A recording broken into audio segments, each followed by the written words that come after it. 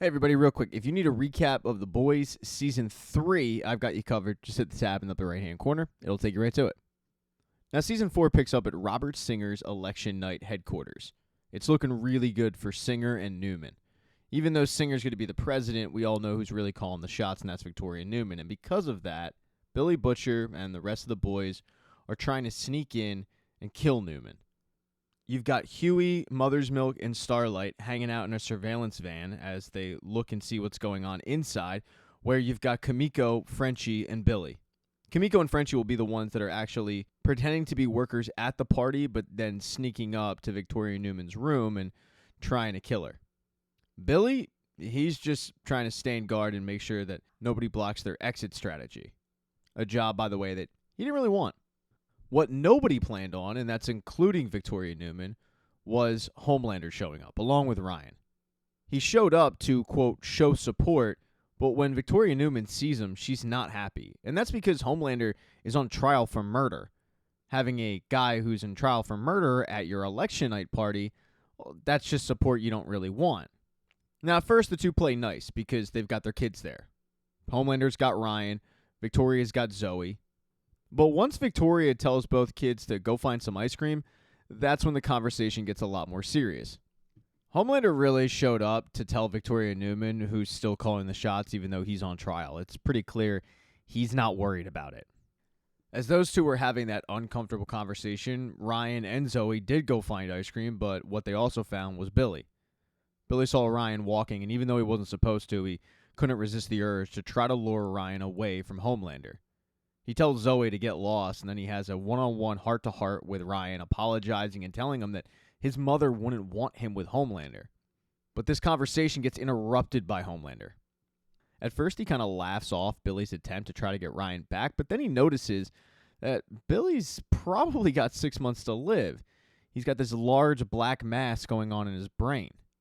Billy tries to act like he's unfazed by this, but he is.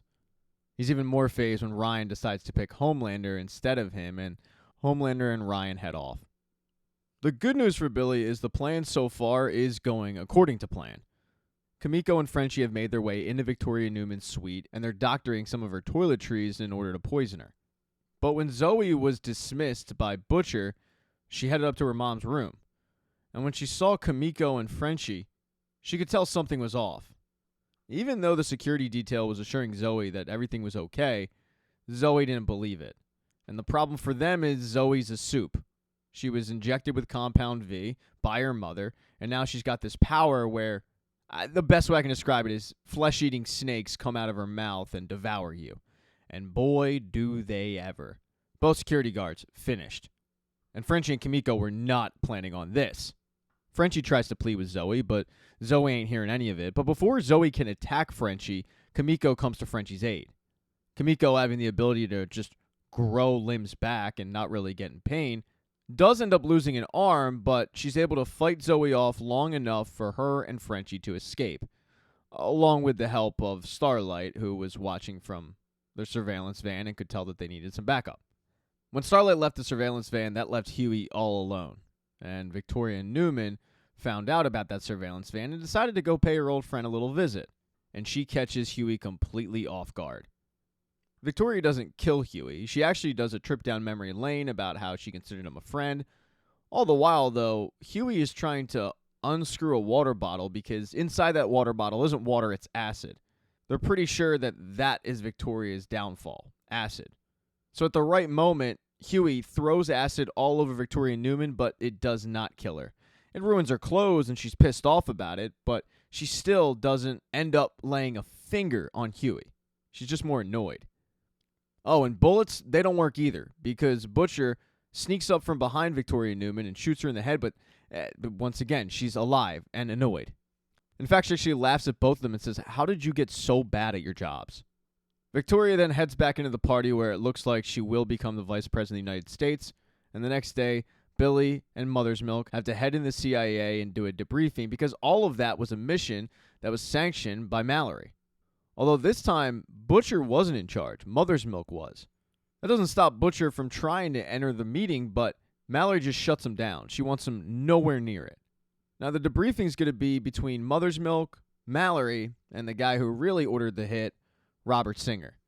He doesn't want Victoria Newman as his VP. He wants her out of the picture. In order to do that, she needs to die. What he's really concerned with is Victoria Newman's really smart. It's not going to take a rocket scientist to figure out who exactly ordered the hit. So he's worried that once Victoria Newman does find out, it's going to be curtains for him. But what he's really concerned with is a soup ending up having the ultimate power. As Mother's Milk is busy getting dressed down, Butcher is waiting out in the hallway when he runs into an old war buddy.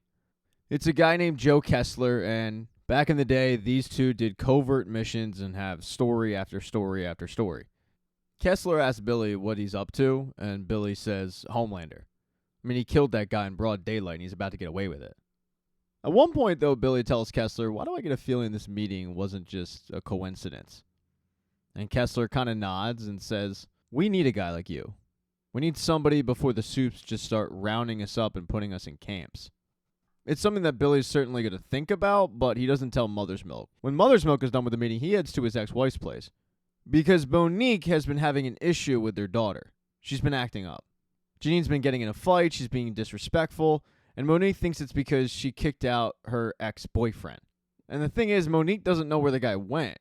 She wants to get in touch with him because Janine was really fond of him. And while Mother's Milk didn't really like the guy, he does love his daughter. So he tells Monique, I'll find him. He's not going to do it that day, though. He's had a full day. As has Homelander. Not only is he on trial, he still has meetings to attend at Vought Tower. Specifically, one with A-Train, The Deep, and the newest version of Noir, a guy who actually talks. Ashley's running point at this meeting, but Homelander's just in a bad mood. Shocker, I know. They have to discuss the newest members of the Seven, and there are some promising candidates. There's a guy named Wrangler who's a complete loose cannon. When he gets brought up, Ashley and The Deep, they shoot it down because they think the guy's crazy. But when Homelander says, I kind of like him, they suddenly agree. The other candidate is someone named Sista Sage, whose power is she's just the smartest human being in the world. A-Train had a run-in with her back in the day, and he wasn't a huge fan. And the candidates aren't really all that promising. But what's really getting to Homelander is the fact that nobody fights back at anything he says. If he says jump, they say how high. And in this specific case, it's really just Ashley and The Deep. He gets so annoyed, he walks out of the meeting. The next day at the Flatiron Building, the boys have to figure out what they're going to do about Victoria Newman. The acid didn't work, so they're all kind of brainstorming. While they're doing so, Huey gets a phone call from his dad, but he sends it straight to voicemail. And Billy, he just heads off. Billy's been pissing off everybody. They want to kick him out of the group. It's really Huey that's sticking up for him, saying we need him, but Starlight, Mother's Milk, they're like, dude, we don't. He's not really adding much. A little while after Butcher leaves, Huey sees that he has a voicemail, and he loses it. That voicemail was from a hospital telling him that his dad had had a stroke, and now he really regrets sending that call from his dad to voicemail. But Billy didn't just leave to go get food. He left because he had a meeting to attend with Victoria Newman in an abandoned movie store. He called the meeting because he wants to do a you scratch my back, I scratch yours situation.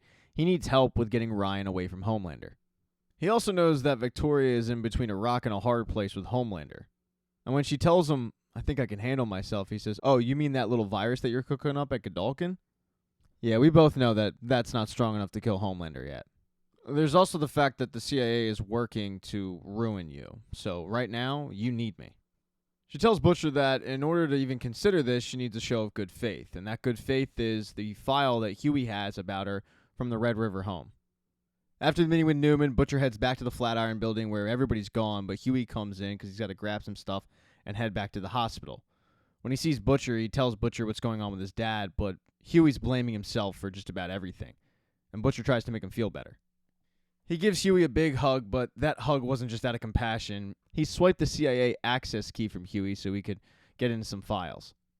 And he does find Newman's files, and he texts her and says, hey, I got them, but what he actually texts her is far from the files. The next day, Homelander wakes up, and he's been doing this really weird thing. He's been taking pubes and putting them into a jar. They look white. I don't know.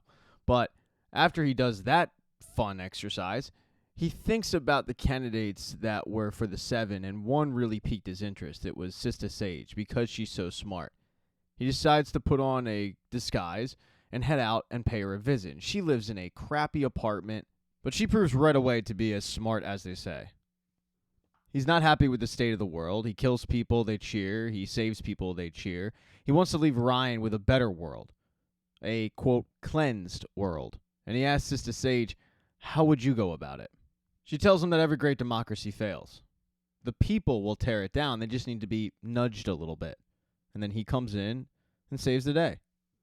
He then asks her to join the Seven. She says no, but he makes a pretty compelling case about how she's wasting her talents in this apartment. But more importantly, he will actually listen to her ideas because she's so smart. So that she agrees to, and they get to work on a plan on that nudging she referred to. The plan is going to be to trap 3 Homelander fans, then cause a riot, and then dump those fans to make it look like they were killed by Starlight fans. And in a crazy coincidence, one of those crazy Homelander fans is Monique's ex-boyfriend. Mother's Milk, Kimiko, and Frenchie tailed him to just a random alley. They saw him talking to Sister Sage, although they didn't know who she was at the time, and then he, along with the 2 other schmucks, headed into this pizza place where Noir, the Deep, and the A-Train were waiting for him. Now, none of those guys had any idea what Homelander had in store, but Homelander thanked the superfans for their sacrifice. He handed the Deep, Noir, and A-Train baseball bats, and he told them, all right, go cave their heads in. The Deep and Noir got to work. The A-Train was very hesitant. Mother's Milk only found out that something wasn't right when he noticed that Homelander walked out of the building. He was wondering what the hell was he doing there. And the reason why it was such a big surprise is because his verdict was coming out very soon. And you had those 2 warring sides, pro-Homelander folks and the pro-Starlight folks going at each other, waiting for the verdict. When the verdict was announced that he was not guilty, everybody was pretty calm until Sister Sage, who was dressed in all Starlight gear, threw a coffee at one of the Homelander folks, and that started the riot, which allowed the A-Train to dump the bodies and make it look like Starlight folks got out of hand and killed people. This was a really big riot, by the way, one that Mother's Milk, Kimiko, and Frenchie were in attendance for. They tried to help out as much as possible. Frenchie actually saved one guy's life who he knew from his AA group. His name was Colin. He actually got him a job with Starlight, but the 2 always kind of shared a vibe. It was something that Kimiko noticed, and she implored Frenchie to act on. So when Frenchie saved the guy's life, the 2 ended up hooking up and making out right there in front of the riot. This riot, however, is a really, really bad look for Starlight's group and something that the right is just eating up at the moment. In episode 2, the aftermath of the riot is not going well for Starlight or her supporters. The police have found 3 men that they're pinning all of the murders on. Not only that, this story is the talk of the news. Now, the whole riot was missed by Huey, who was at his father's bedside when he got a surprise visitor, his mother, who he hadn't seen since he was 6, and he's not really happy to see her. Their reunion isn't made much easier when she reveals that she works for Vought, who, obviously, Huey is fighting at the moment. All of this pent-up aggression comes out of Huey. He flips out at his mother, and then he gets even angrier when he finds out that his father gave his mother power of attorney. He can't quite figure out why she did that, and she reveals that last couple of years they started talking again, and for whatever reason, he gave it to her. So Huey's dealing with the emotional pain. A lot of people that are involved in the riots were dealing with physical pain. Like Starlight is at the bedside of one of her biggest supporters and someone who worked for her foundation. Meanwhile, you've got Frenchie, who slept over Colin's house to make sure that he would be okay because he got banged up quite a bit.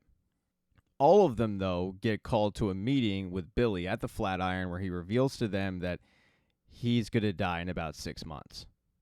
There's a lot of different reactions to this news, like Annie. She just says, I told you so, which doesn't help. But then there's Mother's Milk's reaction, who pulls Butcher out of the office and says, you're fired. For Mother's Milk, this was the final straw, the lying. And also, he feels like Butcher is a liability at this point. With Billy officially kicked out of the boys, Mother's Milk goes back into the office and starts going over exactly what could have happened with his ex-wife's boyfriend getting murdered, and Homelander had something to do with it. He's got the pictures, so they start going through the data. And Annie points out that it must have been A-Train that brought the bodies. That's the only logical conclusion anyone could have. It's a pretty ingenious plan, and Mother's Milk has an idea of how it came about. He's figured out who they were meeting with, and it's Sister Sage. He's got her whole backstory and about how smart she is. He figures that she must have been the one to come up with this plan. Mother's Milk's already tapped her cell phone, and he found out that she made a reservation at a hotel not too far away for a conference centered around conspiracy theories. They're going to head there, tailor, and see what they can find out. Before she heads off to that conference, she has a meeting at Vought Tower with Homelander, Ryan, and Ashley. Along with a couple of members of the PR team, they're trying to figure out how to unveil Ryan to the public and make him a soup. I mean, an actual, marketed soup.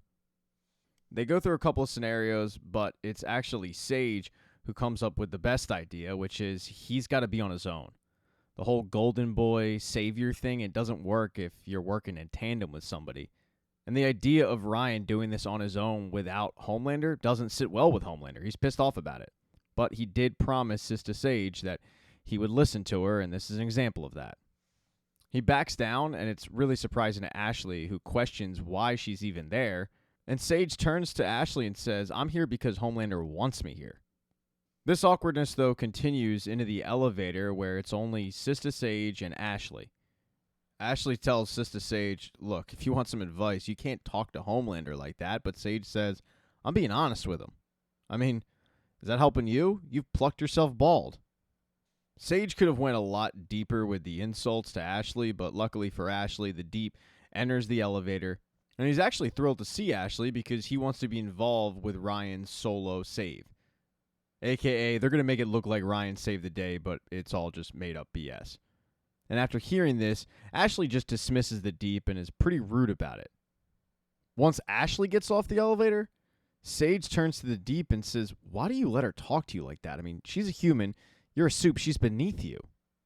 Deep starts thinking about it, and he realizes, yeah, you know what? Sister Sage is right.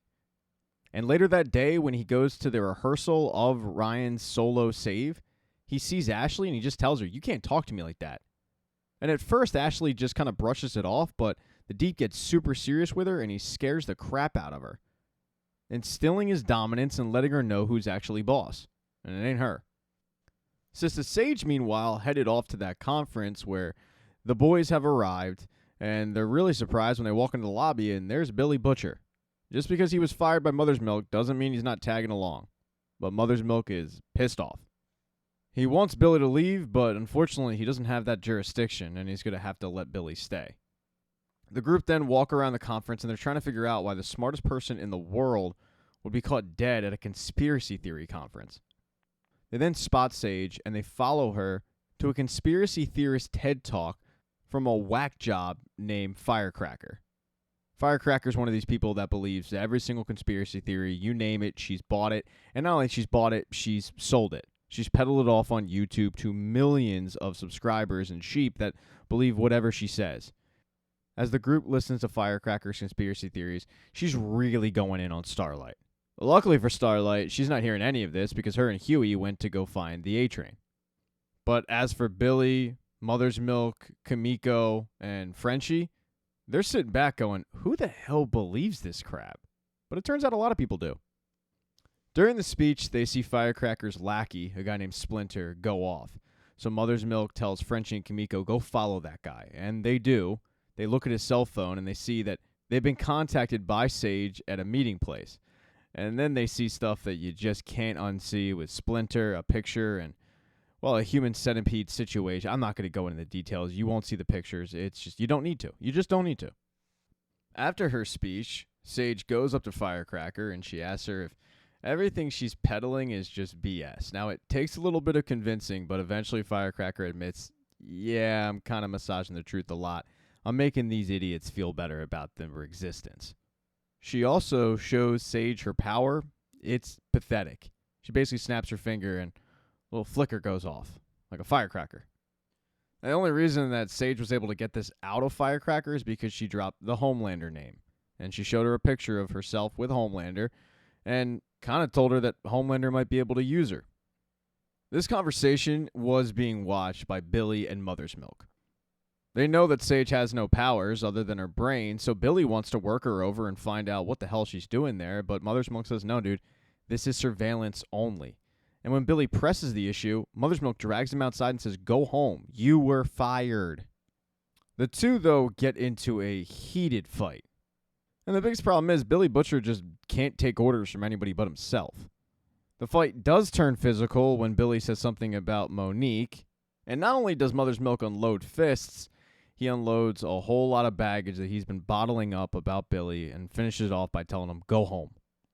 Now, while the group waits for this meeting to go down and find out exactly what Sage is up to, Huey and Starlight were tailing the A-Train to a park.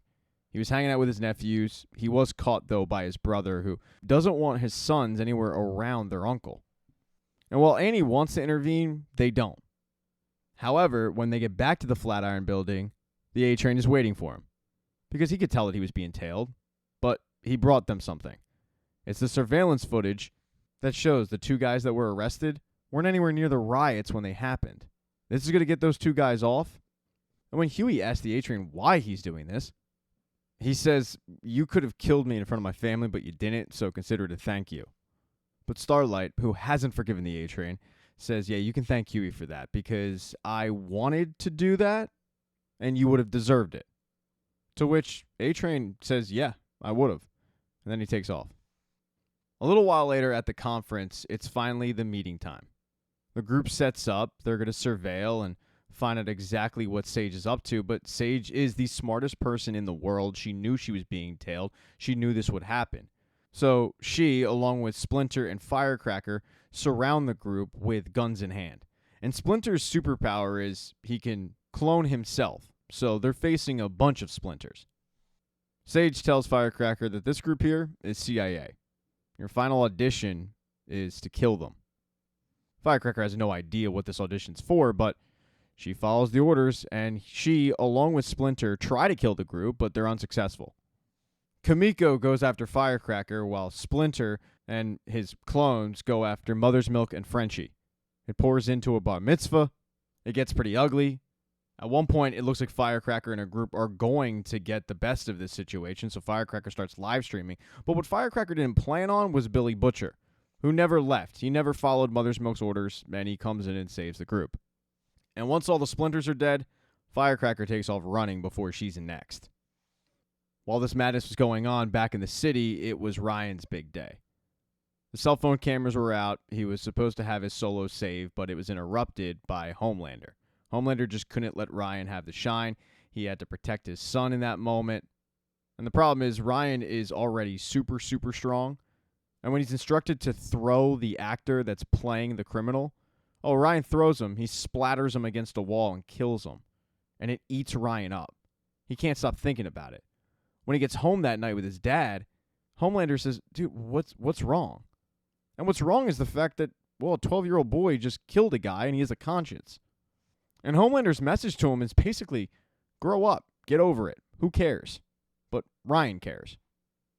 The following day, armed with the information that A-Train give him, Annie and Huey head down to the courthouse, and they get the two guys who were wrongfully accused freed. And Starlight supporters are in full effect. And Annie gives them what they want. Up until this point, she had just wanted to be Annie. She had kind of pushed back on the whole Starlight gimmick. But she was encouraged to actually embrace it by a few people, and Huey being one of them. And finally she says, you know what, yeah, if A-Train stepped up, I should probably step up and be that beacon of hope for this group. And the group eats it up. Annie, though, wasn't alone and having an internal conflict. Frenchie also had an internal conflict. And he FaceTimed Cherry to talk about it. Because, as it turns out, Frenchie knew Colin from a while back. Frenchie killed Colin's entire family. He ran into him at an NA meeting. He felt bad about what he did to this guy's family, so he got him a job at Starlight's, but now he's sleeping with him, and it's a complicated situation. Cherry doesn't just pat him on the back either. She's blunt and says, what were you thinking? I mean, what do you think's going to happen when he finds out you murdered his entire family? And yeah, that's part of the issue that he's having. As for Frenchie's former flame, Kamiko, she's been just looking at this therapist card for a while and thinking of going. She has been going to therapy sessions, but it hasn't been great. And then she notices a story on the computer about a terrorist cell for Shining Light. She remembers what they did to her, so she takes off and leaves the Flatiron Building. But as she's leaving, Billy Butcher is arriving. He's come hat in hand to plead with Mother's Milk to kind of get his job back, but more importantly, to get his help. He knows he's only got 6 months to live, and he's been doing some soul searching, and he's realized that he's about to leave this world basically having done nothing. So what he wants to do is leave this world better for Ryan. But in order to do that, he needs to get Ryan away from Homelander. Unfortunately for Billy, Mother's Milk just looks at him and says, "Sorry, dude. What you did was too little too late. I ain't helping you again." In episode 3, Homelander introduces the 2 new members of the 7. You've obviously got Sister Sage, but Sister Sage brought along Firecracker. They get introduced to the public in a big rally of support, and then afterwards they have to do media.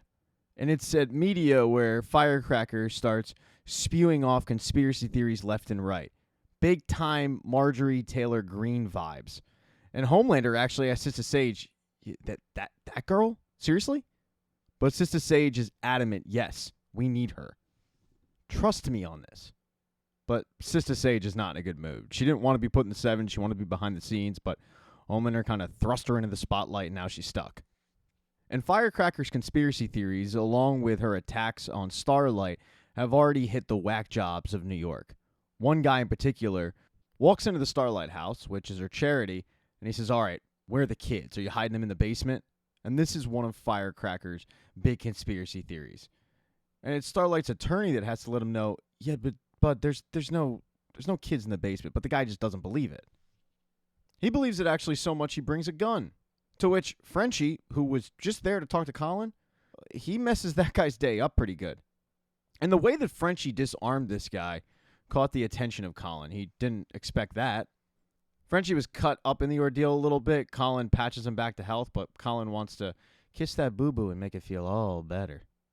And Frenchie has to push him back and say, no, we can't do this, because he's dealing with that internal conflict of the whole, killing Colin's entire family thing. In fact, he's so bothered by it that when he gets back to the Flatiron Building, he takes a bunch of pills that are going to mess him up and seeing a bunch of different fun colors. And he had no plans on doing anything else but tripping until Kimiko walks in, tells him that she found a Shining Light terrorist cell, and she's going to go ruin it, and she needs his help.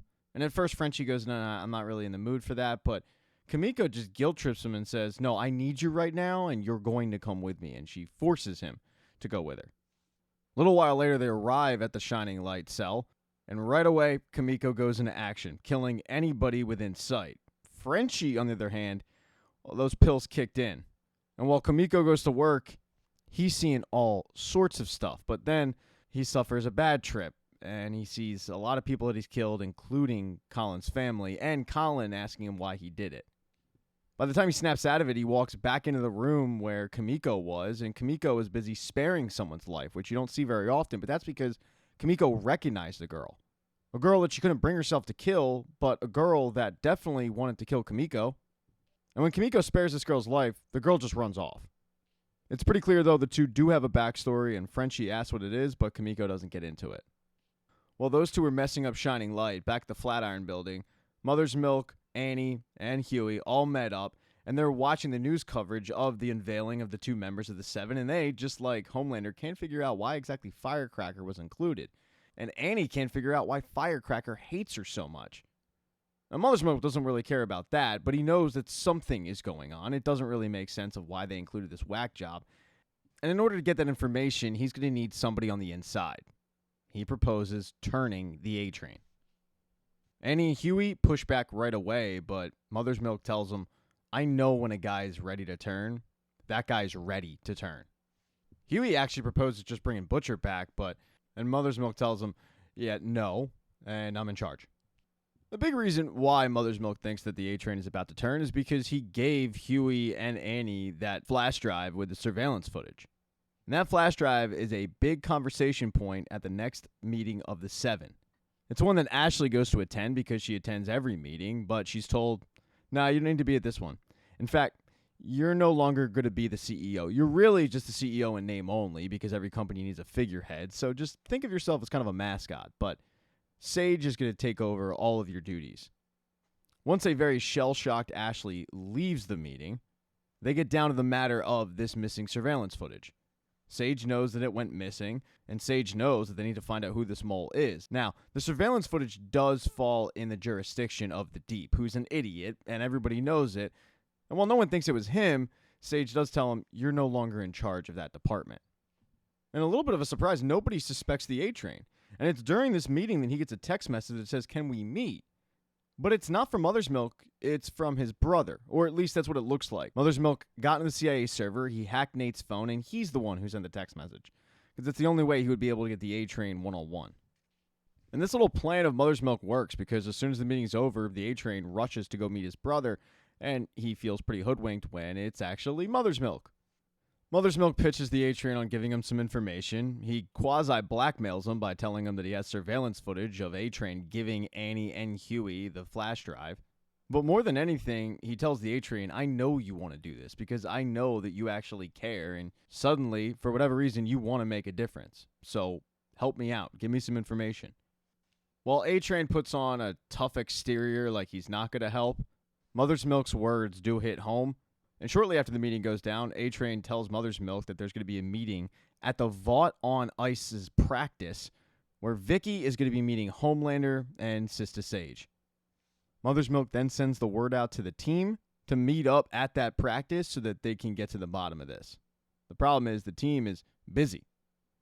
Like Annie, she snuck back in a Vought tower because she had to get to the bottom of why Firecracker hates her so much. And the story actually saddens Annie quite a bit. It all dates back to her pageant days. Firecracker was on the pageant scene, and Annie was ruthless. I mean, she was very rude.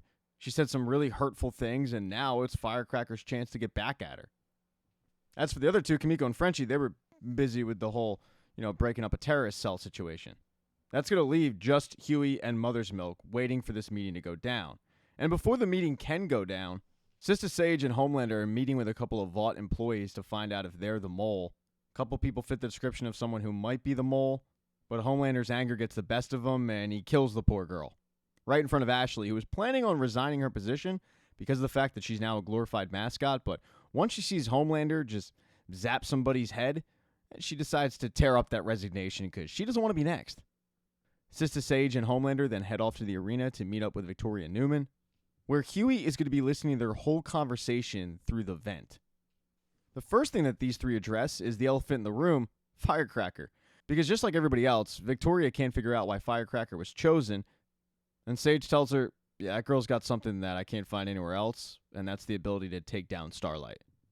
They then get into the matter of politics. Because getting rid of Starlight is just one domino to fall. The next one is going to be to kill off Singer once the election is certified. Victoria can't do it. She needs plausible deniability. But Sage, Homelander, the rest of the Supes, they need somebody like Victoria Newman in charge because Singer is going after the Supes.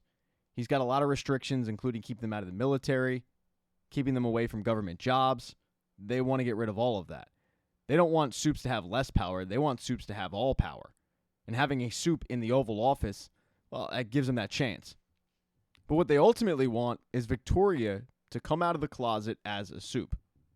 Victoria pushes back on the idea, but Homelander continues to pitch her. And as he's doing so, Huey's sweat drops out of the vent and it lands on Homelander. And it's at that moment that Homelander knows that it's Huey who's in the vent. He can smell him. So he starts to try to zap the vent with his eyes. And even though a couple of the members of Vought on Ice do end up perishing in this, Huey ends up getting away, and it's all thanks to the A-Train. He ends up scooping up Huey and running him to safety. And trust me, this is a huge shock to Huey. After dodging death, Huey heads to the hospital where he checks on his dad, but his mother is still there, which really annoys Huey. Only this time, Huey actually gets some closure. His mother apologizes for leaving him and abandoning him at such a young age, but she explains that she was dealing with deep, deep depression. She didn't want to abandon him, and for years she tried to reach out. She just didn't have the strength to do so. Of course, Huey had no idea about this because he was so young, and she says, yeah, that was kind of the point. You weren't supposed to know. I was putting on a strong face, but it got to the point where I couldn't do it anymore. As Huey's mom was trying to patch things up with her son, Butcher was kind of trying to patch things up with Ryan, although he had ulterior motives. After getting kicked out of the boys, he needed a backup plan on how to save Ryan. and he called up his old buddy, Joe Kessler, to help him out. Joe gives him a bunch of drugs that are going to knock out any soup. You just need to put him in something. The plan is to drug Ryan up, take him to that safe house that Mallory built, and kind of reprogram his brain a little bit. But the one thing that Butcher says is, you get his head clear, but you don't train him up to take down Homelander. You got it? And Kessler assures him, yeah, no, I know, you've made it clear. Butcher then just has to lure Ryan over to his apartment, and he does that via video games. He connects with him online. He says, hey, man, I really want to talk to you and bury the hatchet. I only have 6 months to live. And it gets the best of Ryan, and he says, okay, fine, I'll come over. He does so without telling Homelander. And when he gets over to Billy's apartment, Billy has made Ryan a bunch of cookies. And those cookies are laced with the drug that's supposed to knock him out. But initially, Ryan says, nah, I'm good for now, thanks. The two, though, spend most of the day bonding, catching up, laughing a lot. And the mood is so good that Billy ends up throwing the cookies out. He can't bring himself to drug the kid. Billy ends up letting Ryan leave and go back to Vought Tower. And when Kessler comes over later that night, Kessler's pissed off because he was expecting a knocked out 12-year-old boy. Man, that sounded creepy. But the reason he's pissed off is because he feels like the world's about to come to an end and they need that kid. Billy, though, tries to remind Kessler the deal was they weren't going to turn him into an asset because he is 12 years old. But Kessler yells back, by the time he is ready, the world's going to be over. We either figure out how to train him, or we figure out how to kill him.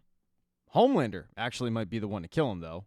Homelander couldn't find Ryan all day, and when Ryan comes home, he is pissed off. Especially when Ryan lies about his whereabouts, because Homelander can smell Billy Butcher on Ryan. He knows that Ryan went over there, and Ryan has to admit, yeah, I went over. I wanted to see him. He's going through a tough time. And Homelander yells at Ryan through clenched teeth, why do you care? Homelander feels like he's provided Ryan with everything, and then after this, he's just wondering why it seems like he's not good enough for Ryan. Why he's not enough.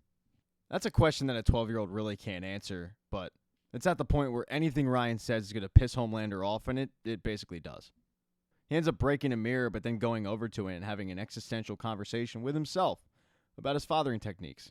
And it's during this existential conversation where his self in the mirror says, you need to stop with this idea of love. I think what you need to do is go back to the start. That's the only way you'll become your true self. This episode does end on a happy note, though. It ends with love. The Deep headed over to Sister Sage's room to confront her about his role being taken away, but then they bond over a bloomin' onion. The bloomin' onion leads to them making out, and what the Deep doesn't notice is the bloody object that is sitting on the table that Sister Sage clearly used on somebody. Who or what, we don't know. In episode 4, Homelander decides to, quote, go home. He goes to the lab where he was experimented on, and he terrorizes the people that are there. Now, half the people he recognizes from when he was a child, the people that actually made his life a living hell. And in true Homelander fashion, when he shows up, he acts like everything's great, like he's just stopping by, but he's got that maniacal laugh, that look in his eye that tells the people there everything's not all right, and he's not here just to catch up and do a quick visit. The three people that really have the ire of Homelander are Martin, who is kind of in charge of the lab when Homelander was a child. There's another guy named Frank who put Homelander in an oven and decided to turn it up, burning his skin to see how he would react to it. It was extremely painful. And then there's a director of the lab, a woman named Barbara. Now, Barbara's not on site, so Homelander decides to torture both Martin and Frank. He does so in a very, very Homelander-esque fashion. He doesn't quite kill them. He makes it nerve-wracking, awkward. For Frank, he plays waste paper basketball until he finally tells him, yeah, get in the oven. And he kills him that way, showing him exactly what that felt like. For Martin, it's even worse. He makes Martin, I'm not going to say just because I don't want to get my ad revenue taken from me, but Martin ends up dying in a very, very painful way. That's also quite embarrassing. And that's when Barbara shows up. She's the most calm one of the group.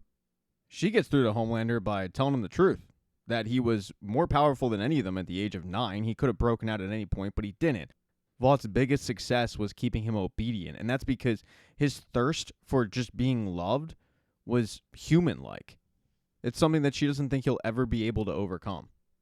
But before he kills her and everybody else in the lab, he lets her know that she's wrong because he's not human, and neither is his son, and he's going to remind him of that every day. He then slaughters everybody and just takes the elevator back up. As for the boys, it's a rough morning for Huey. He finds out that his dad has maybe a few days to live. Hugh isn't coming out of this. And with Huey's mom having control, she decides to pull the plug because that's what Hugh asked for. And for Huey, he gets really, really pissed off about this. He doesn't want to just give up hope on his dad dying, and he knows he has to do something about it. He knows that his dad has one shot at coming back to life. He decides to grab Kimiko for muscle and meet up with the A-Train. He never tells Kimiko that that's who they're meeting up with, and she's a little perturbed about that, but he tells the A-Train, I need Compound V. And at first the A-Train says, no, I'm not doing that. Homelander has the entire stash, but Huey reminds him, dude, you owe me. Every bad thing that's happened in my life is because of you. So get me the V, and we'll consider this whole issue squashed. I need it for my dad. He's dying. V's the only thing that can save him. After the plea about his dad and telling the A-Train, hey, everything will be squashed, the A-Train reconsiders. And he decides to head back to Vought Tower with the goal of getting Huey some Compound V and finally putting this feud to bed. As for Huey, though, when the A-Train left, Kimiko and Huey were shot up by the people from Shining Light. They had tracked Kimiko down, and they were looking for revenge. There was only one way out of this scenario, and Kimiko tells Huey, you're going to have to fight your way out or we're going to die. She arms Huey with a bunch of just generalized office supplies that could, in the right context, be used as weapons, and they try to fight their way out, and they are successful. Huey especially, he's injured, but he does end up killing somebody. And when he does this, he has a look about him that is oddly satisfying. For Kimiko, she takes everybody out except one person. It's the girl she recognized from the other day. Her name's Tala, and Kimiko has no interest in killing her. She tries to help her up, but Tala looks at her and says, seriously? Do you remember what you did to me? After you offered me ice cream and then threw me in the trunk, you took me into camp, you put me in the fighting pit, and you said I could either fight or I could die. Then you left me with these scars on my face. I hate you. And Kimiko, hearing this, is crying the entire time. She feels horrible about what she did to this girl. But knowing in that moment she's not changing any hearts or minds, her and Huey just walk out the door. Annie also had a busy day that day. She started off by meeting with the president-elect. There's a lot of grandstanding in this meeting, but Annie tells him that if he wants his bill, the anti-soup bill, passed, he's going to need her, because she can have boots on the ground to get the proper votes in order to make it pass. The only thing she wants in return is a promise that he's going to finish what he started, taking down Vought. It sure seems like the president-elect and Starlight, who has a lot of support right now, would make a power tandem. And Starlight's feeling pretty good when she goes back to the Starlight house. But when she gets there, she's greeted by a couple of her workers, including Colin, because they have some upsetting news. Across the street, there's going to be a live taping of Firecracker's new show. This is all part of Sister Sage's plan. While the crew is setting up the stage, Sister Sage has a meeting in Vought Tower that includes the members of the Seven, minus Homelander, where she informs everybody, but mainly Firecracker, that Vaught's social media team is going to be scouring the net to try to get as much anti-Starlight hashtags trending. A few hours later, the live broadcast kicks off with Sister Sage watching from Vought Tower intently as Firecracker does her firecracker crap. Meanwhile, Annie is across the street stressed out. And it doesn't get any easier for her when Mother's Milk and Frenchie walk in, but Billy Butcher's right behind them. And she gets irate. She asks Mother's Milk, what is he doing here?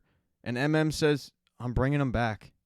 She starts pushing back right away, but Mother's Milk says, Annie, it's my call, and we need him. Annie reluctantly has to accept this and asks, what's the next move? And Billy Butcher's got a next move all right. With 50 grand in Mother's Milk by his side, he goes and pays off a soup named Webweaver, and he gets dirt on Firecracker. They then wait by Firecracker's trailer for her to show up. And Billy has this giant gash on his head, so in order to kill time, Mother's Milk says, what the hell happened to you?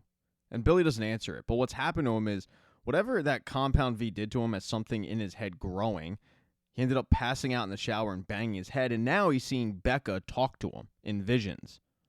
Because of this, he doesn't answer Mother's Milk's question. He just says, I need a favor from you. If I'm not here to finish this job, then I need you to get Ryan away from Homelander. Do it by any means necessary. If he doesn't want to go, you have to make him go. Before this can get really, really emotional, Firecracker finally does show up. And right away, she recognizes both Billy and Mother's Milk from the convention. And while she'd like to do something about it, her powers are so lame that she can't. They then approach her with the dirt that Billy was able to get on her, and basically when she was 29, she had sex with a 15-year-old at a camp where she was a counselor. Somehow she was able to get all of this scraped from the record. Nobody knows about it except a few people. And Billy's threatening to tweet out this information if she doesn't reveal Sister Sage's grand plan. But in a crazy twist, she doesn't care. She presses the tweet button herself, and she confidently walks back to her trailer. Billy's grand idea on shutting this whole thing down just blew up in his face. And the reason why Firecracker doesn't care is because she knows she can talk her way out of it. With Ezekiel spewing this Starlight hate, she thinks about exactly what she's going to tell the people when she gets back on stage, and that's honesty. But the way she words it, it's as if she found God later on, and she kind of brushes the entire incident under the rug and then drops a bomb about Starlight's first save. Starlight was only 13 years old, and while she did save some people, she also blinded an innocent woman, and Annie still feels guilty about that to this day. It gets so bad that Annie has to run off to the bathroom just to compose herself. While she's in there, Billy and Mother's Milk walk back in, but it turns out their little plan wasn't a total loss. Billy was able to get the keys to Firecracker's trailer. He throws them to Frenchie and says, turn the place up. Find out whatever you can about her. While Frenchie starts looking through her trailer, Annie eventually comes out of the bathroom to hear the big ending to the live show. It was information that Sister Sage gave to Firecracker, and that involves Annie getting an abortion. And that is the straw that breaks the camel's back. Annie flies across the street, lands on the stage, and beats the ever-loving hell out of Firecracker. She probably would have killed her, too, if it wasn't for Mother's Milk grabbing her arm and saying, Annie, stop, look, all these cameras. But the damage is kind of already done. Everybody heard the story about the abortion, and now they're seeing her beat up Firecracker on live TV. And with the nut jobs that follow Firecracker, you know that the narrative is going to be she was beat up by this savage baby killer. And all of this was a part of Sister Sage's plan. She knew this is exactly how it would go down. She decides to celebrate that night with a trip to Flavor Town and a little bit of fish in terms of the Deep. She was pretty rude to the Deep earlier in the day. She told him that she found him repulsive, which was pretty confusing to the Deep because they did just hook up the previous night. But then you find out why they hooked up and what was that bloody rod for. Sister Sage is so smart that she gives herself lobotomies just to forget for a bit. She gives the Deep an offer that he can't refuse to give her a lobotomy. He does it. I'm not going to show you any of the visuals because it's just tough to watch. But afterwards, they hook up because she's just not the smartest person in the world at that moment. As for Frenchie, well, as he was snooping through Firecracker's room, he was caught by Ezekiel. And since Frenchie doesn't have any powers, Ezekiel tuned him up pretty good, but Frenchie was saved by Billy Butcher. Billy and Ezekiel fight back and forth until eventually Ezekiel gets his arm wrapped around Billy's neck, and Billy starts going out. As he's doing so, he's hearing Becca say, Billy, you can't go out like this. And he certainly doesn't. Billy does pass out, but when he wakes up, he's covered in blood. The entire trailer is covered in blood. Something burst Ezekiel. They don't really have time to figure out what it is. Annie, Mother's Milk, and Billy get Frenchie, who is knocked out by Ezekiel, back into the Starlight House. When Frenchie finally comes to, it's Colin who's the one who's tending him back to health, but Frenchie can't deal with this anymore. He can't deal with the pressure of knowing what he did to Colin's family. He pushes him back, and Colin's really surprised, and that's when Frenchie finally comes clean that it was he who was the one who took Colin's family away from him. And when Colin hears this revelation, he freaks out. He starts beating the crap out of Frenchie, and Frenchie lets it happen. And Colin ends by saying, if you ever come anywhere near me, I will kill you. You just hate to see young love die. As for Annie, she headed back to the Flatiron Building where she meets up with Kimiko and Huey, and the talk of what Annie did is all over the news. Victoria Newman is just ripping her apart on live TV, doing so in a very political manner, but ripping her nonetheless. Kimiko gives her a hug. Huey's appalled at what happened that day, but Starlight says, look, there's nothing we can do. It's out there. Her day, however, gets worse because Robert Singer calls her up and says that after this fiasco, he can't align himself with her anymore. So he's cutting ties. Huey, though, also gets a call, and it's from the A-Train. A-Train was able to get Compound V. He snuck into Homelander's apartment. He got it. He was caught by Ashley, but they realized that neither of them should really be there, so they're just going to have to take this secret to the grave and not snitch on each other. A-Train hands over the Compound V, but he figures that Huey still won't forgive him, and Huey wasn't planning on it, but he actually changes his mind and shakes his hand and says thanks. What Huey didn't know was that Billy Butcher was in the shadows listening to the entire conversation, and when he finds out that the Compound V is for Huey's dad, he warns him, dude, don't do it, trust me. Huey actually offers Billy some because he knows that he's dying of brain cancer, but Billy says, Huey, I took some. I took it 4 months ago. All it's done is speed up the date. I'm telling you, don't do this. Just accept the fact that your dad is dying and move on.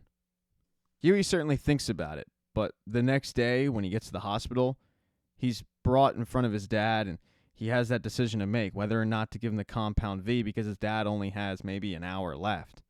And as he's deciding what to do, his mom walks in and it kind of throws him out of sorts a bit. He goes to the vending machine and when he comes back, he's kind of just sitting in his dad's bed, but then all of a sudden his dad comes back to life. And that's because it seems like somehow Huey's mom got the Compound V and decided to inject a little bit into Hugh. She saw the blue liquid in the tube go into his body. Huey did not. And for Huey, he's shocked when Hugh wakes up, but it doesn't quite seem like Huey's mom is shocked. In episode 5, Hugh does come back to life, and Huey is shocked, but he quickly realizes it must have been his mother who did it.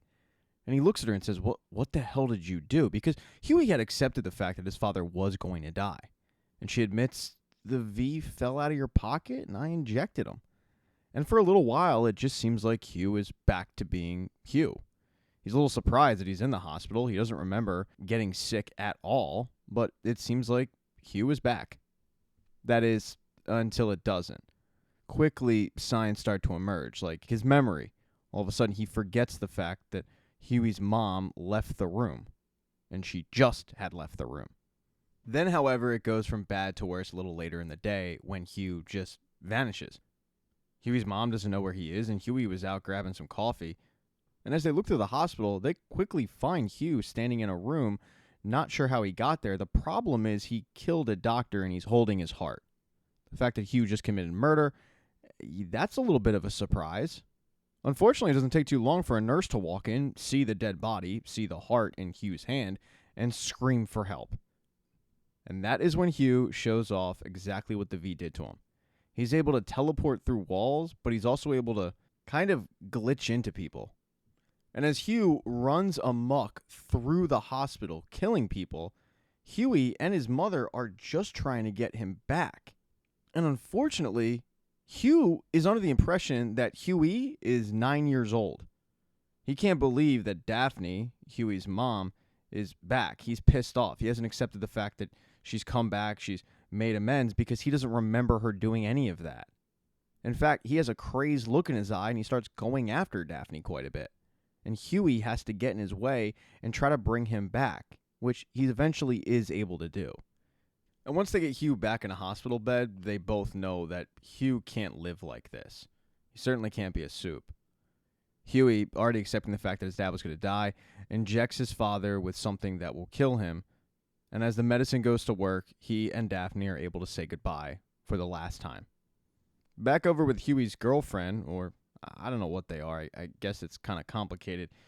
Annie's entire Starlight house has been trashed. It's graffiti written everywhere, and it's all from Firecracker supporters.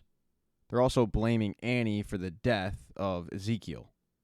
Annie's having a really, really tough time with all of this. With her place trashed, she heads back to the Flatiron building, where she does ask Frenchie where Colin is, because he hasn't been answering her calls, and Frenchie has to make up an excuse, like he has no idea what happened to Colin.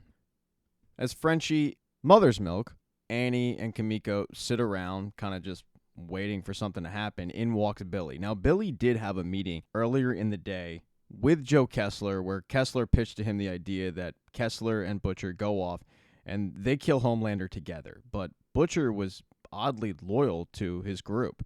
Even though Kessler thinks that that's a pretty weak move, he doesn't think much of the boys, but Butcher disagrees, and he's not abandoning them.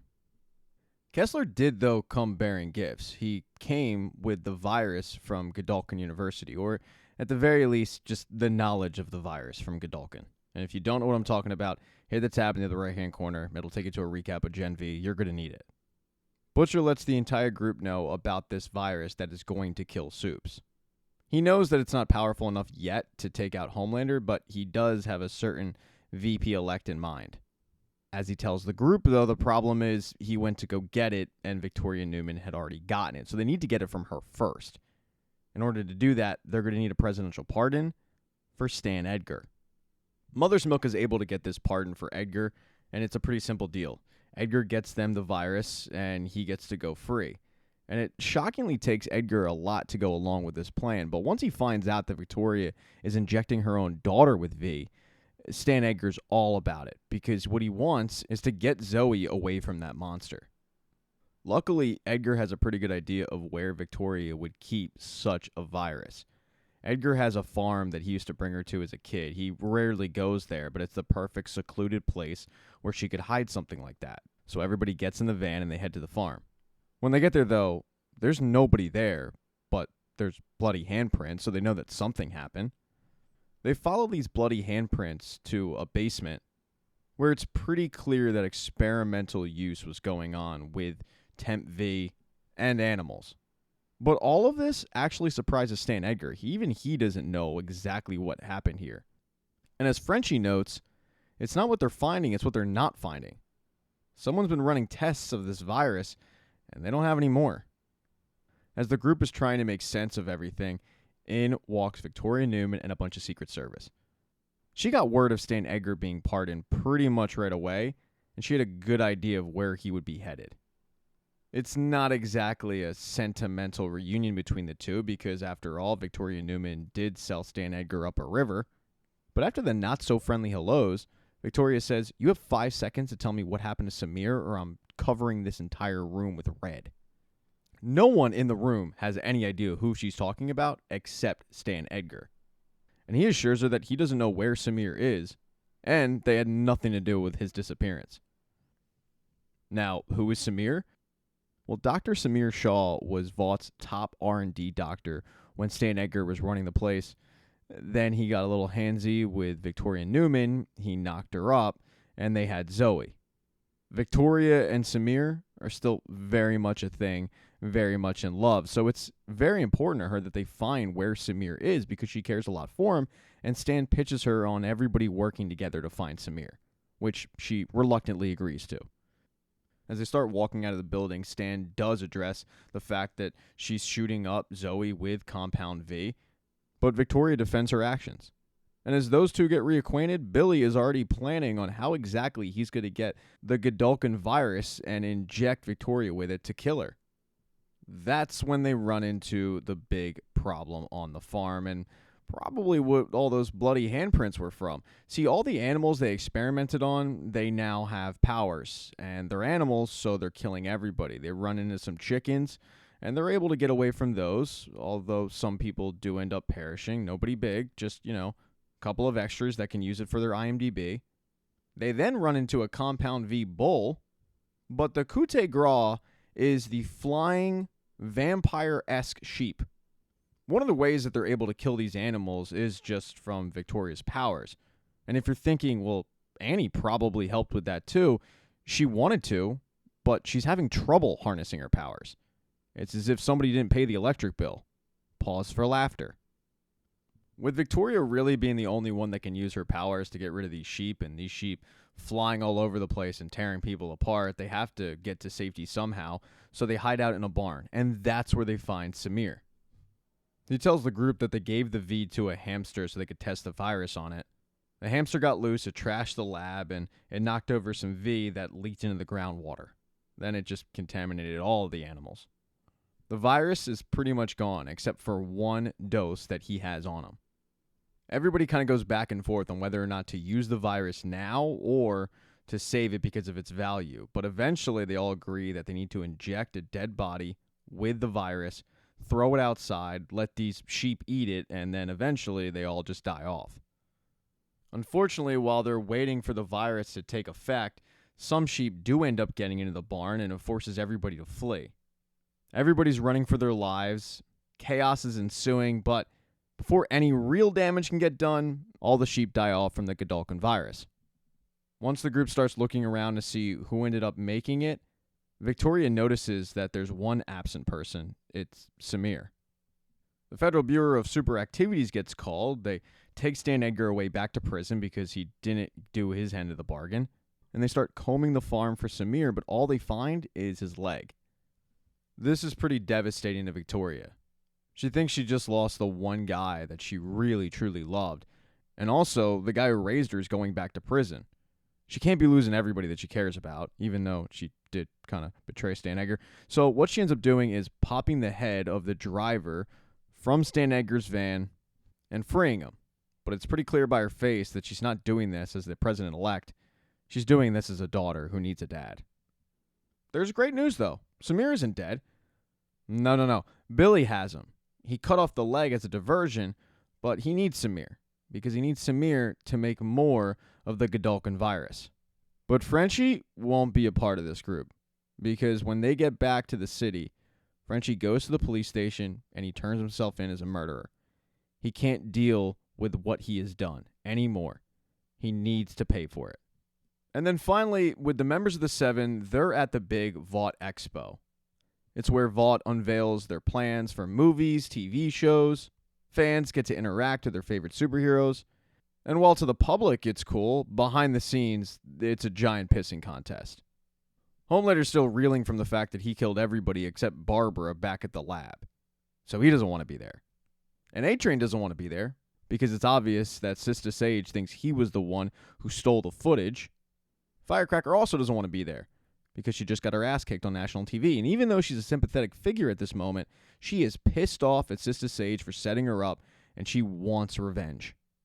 Even Ashley doesn't want to be at this expo because all her power has basically been taken away from her by Sister Sage. As if her day can't get any worse, Cameron Coleman, the key anchor of Vought News, dumps her. They were a thing, but now that she doesn't have power, he's not really into her being the dom to his sub. So that hurts. As she's reeling from this breakup, the A-Train walks up to her and he says, "I'm going to need your help. We vowed in Homelander's apartment to work together. Well, that's going to happen now because I need Sister Sage off my back. I'm the one who leaked that footage, and you're going to help me." And Ashley does not want to help him out, but A-Train makes a very, very convincing pitch that he knows exactly what Ashley's been doing this entire time, so she's going to help him out, whether she likes it or not.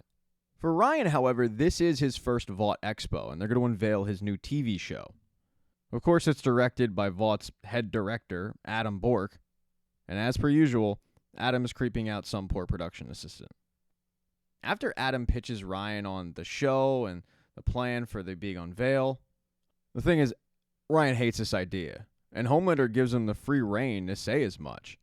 And even though Adam really wants to unveil this project and he tries to convince Ryan and Homelander that this is a good idea, Ryan sticks to his guns. And when Homelander gets Ryan alone, he tells him, "I really, really like the fact that you did that because I had been suppressed for so long. But no, me and you, we're too powerful for that. We're not slaves anymore. We're going to speak our mind. If you don't like something, say it."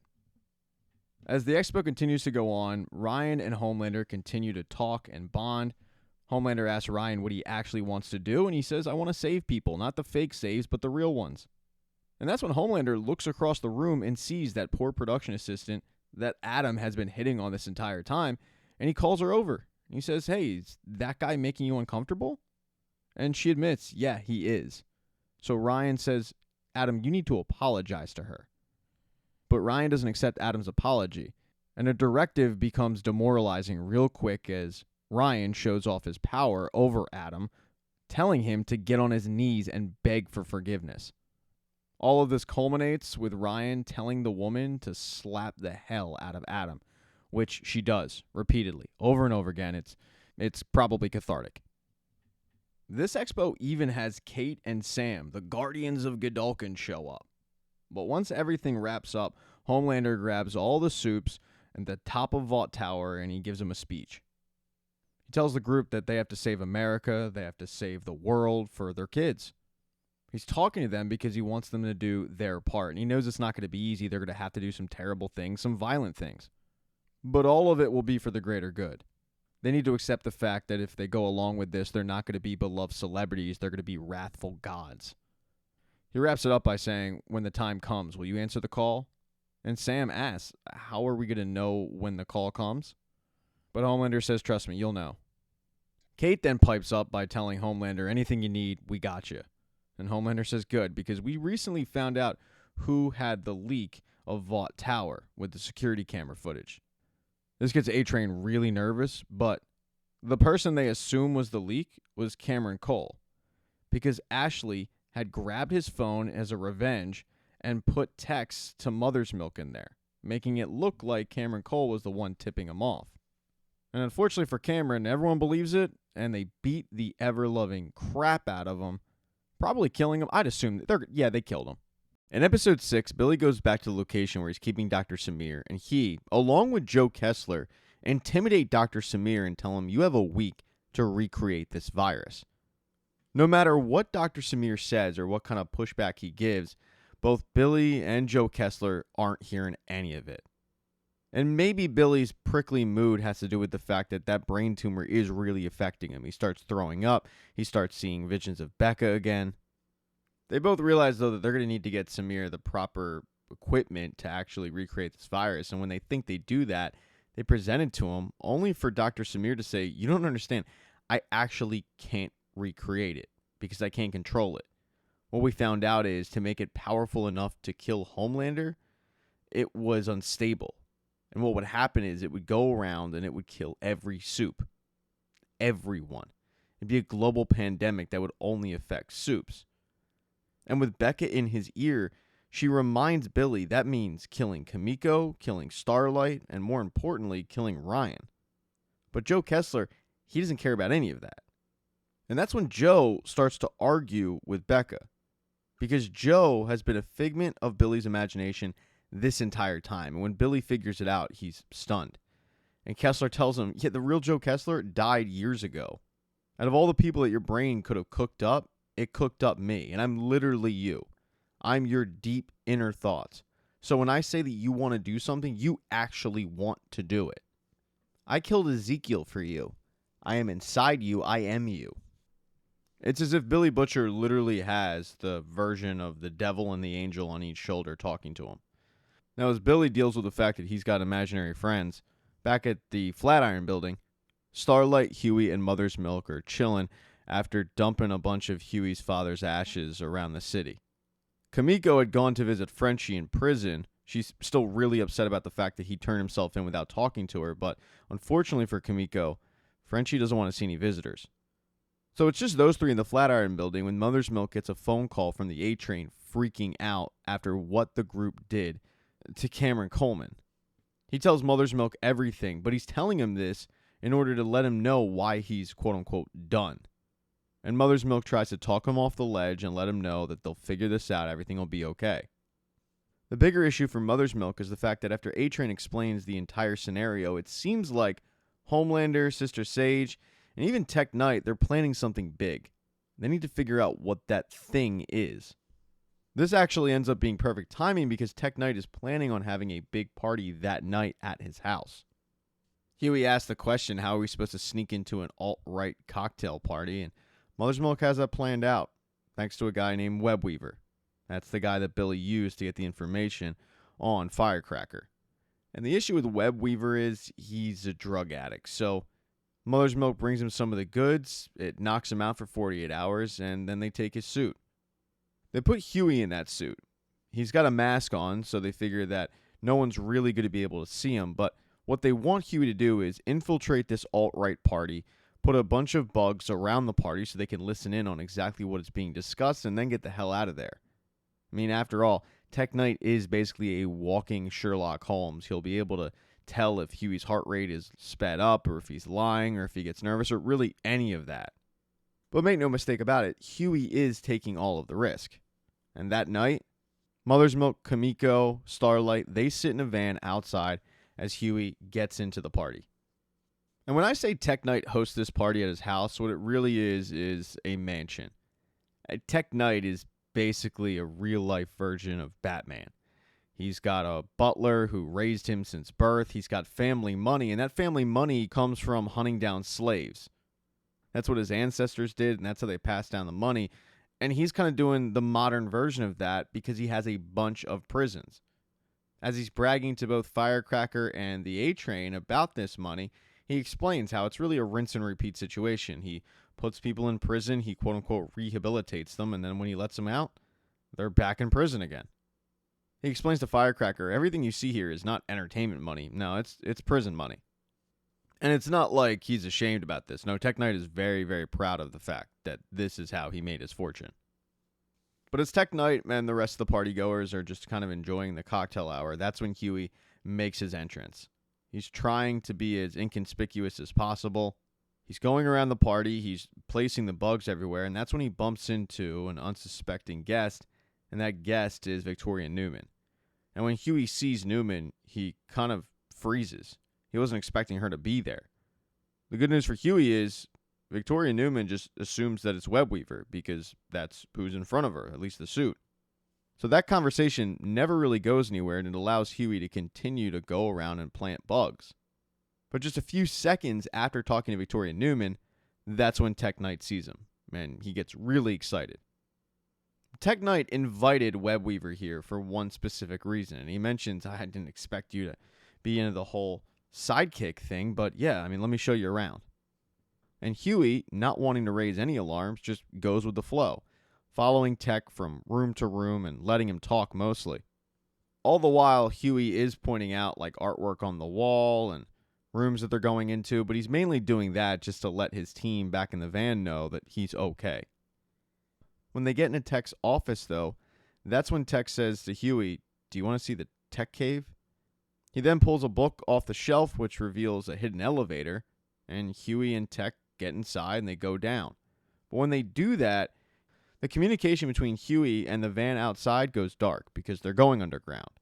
And that freaks Annie and Mother's Milk and Kimiko out. The fact that they sent Huey in there and they can't communicate with him and they don't know how he's doing, knowing full well he's not a soup and he can't really handle himself, it stresses the group out to the point where they know we need to go in there and we need to save him. But as Tech Knight and Huey head down to the quote Tech Cave, back up at the party, Homelander and Sister Sage link up with Victoria Newman and they explain the plan for the night. They've accumulated all of these heavy hitters, billionaires, the 1% of the 1%, for one specific reason. Because they want to enact the 25th Amendment. And if you're not up on the amendments, that's the one that says the vice president can become president if the current president is impeached or steps down or gets Abe Lincolned. After Sister Sage explains this to Victoria Newman, she heads off, which leaves both Newman and Homelander. And Homelander mentions how he heard that Stan Edgar was released from prison, and he's not quite sure how, but yeah, he's out on the run. Victoria Newman, though, plays it off very cool, just telling Homelander that she hadn't heard that news, but she knows that Stan Edgar can't hurt them anymore. While Homelander, Newman, and Sage wait for the right moment to address the group of people, Mother's Milk, Kimiko, and Starlight have already made their way into the house covertly. Mother's Milk tells both women, just split up, try to stay out of sight, but try to find Huey. Starlight, however, is caught by Firecracker, of all people. For whatever reason, Firecracker was invited to this party, even though the Deep and Noir weren't. But Sister Sage makes it very clear to Firecracker that she doesn't really have a place there. That caused Firecracker to just want to get out of the room for a second, and that's when she ran into Annie. And Annie goes to defend herself against any possible attack from Firecracker, but her powers still aren't working. She's still kind of flickering a bit. When Firecracker sees that, she backs her into a corner and starts trying to intimidate her. And the whole time, Annie is just apologizing for everything that's happened. But what Firecracker doesn't notice is Annie has a syringe. And she plunges that syringe right into Firecracker's neck, which knocks her out. Annie continues to make her way through the house, and Kimiko and Mother's Milk have already linked up, and they're starting to follow the clues that Huey had given them, unintentionally.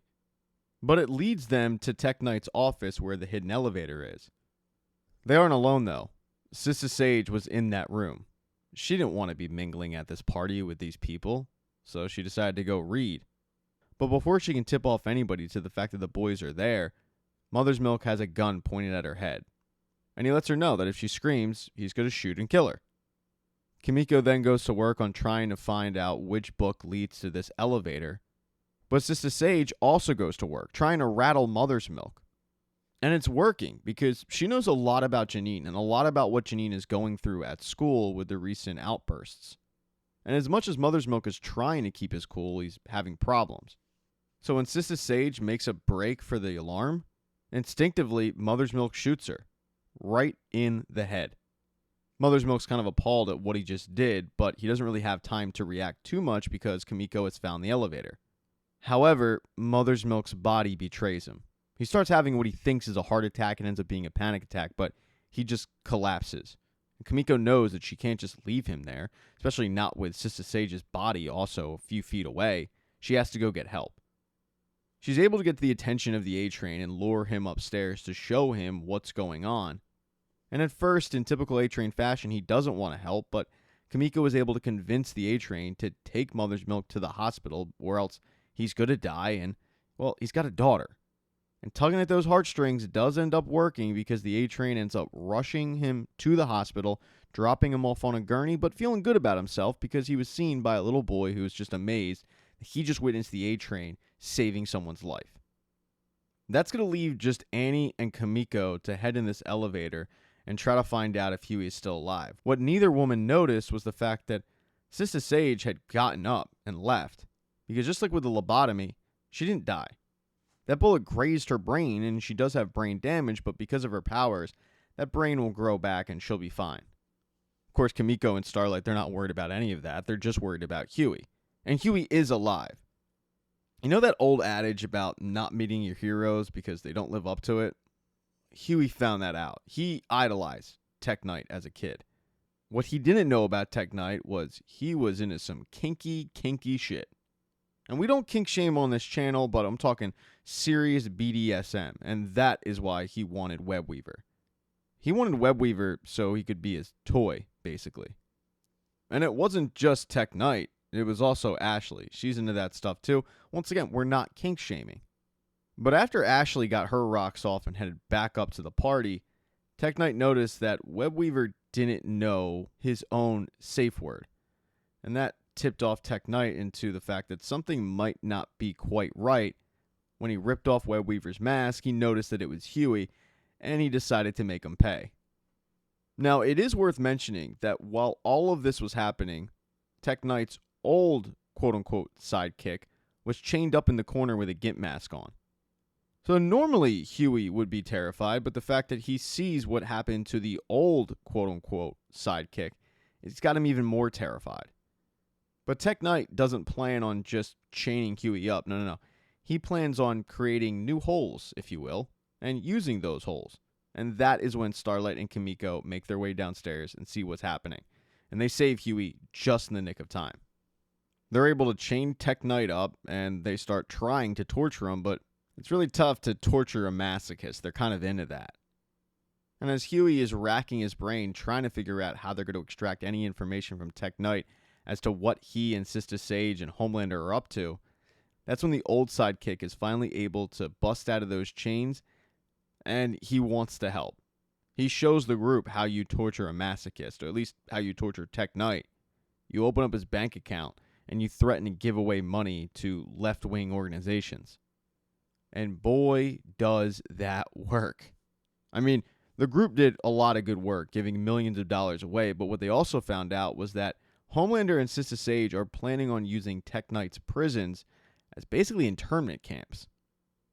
As the three of them are trying to process this information, they hear Tech Knight starting to choke, and that's because Tech Knight's butler, the guy who raised him, is strangling him. Now, this butler dealt with a lot of crap throughout the years with Tech Knight, but prison camps, he's not dealing with that. He tells the group, get out of here, go. I'll make this look like an accident. So the butler and the old sidekick take care of Tech Knight while Huey, Kimiko, and Starlight head out with all the information that they needed. And while that was going on upstairs, Homelander and Victoria Newman told the group of billionaires their plan on the 25th Amendment.